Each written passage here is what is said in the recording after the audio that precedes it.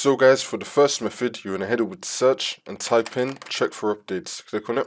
And then once you're on this, you're going to click on check for updates. Make sure that your computer is fully up to date. See if that works for you.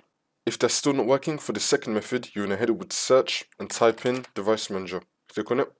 And then once you're on this, you're going to click on your computer name one time, which will now highlight it. Now you're going to click on Action and then scan for hardware changes. See if that works for you.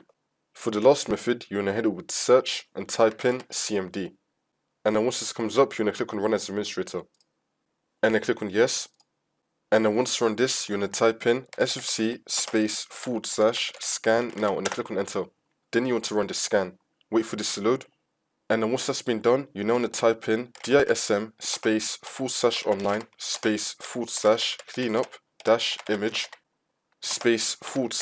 /restore health. Click on Enter again. You now want to run this scan as well. Wait for this to load. And then once that's been done, you just want to restart your computer and then the problem should be fixed.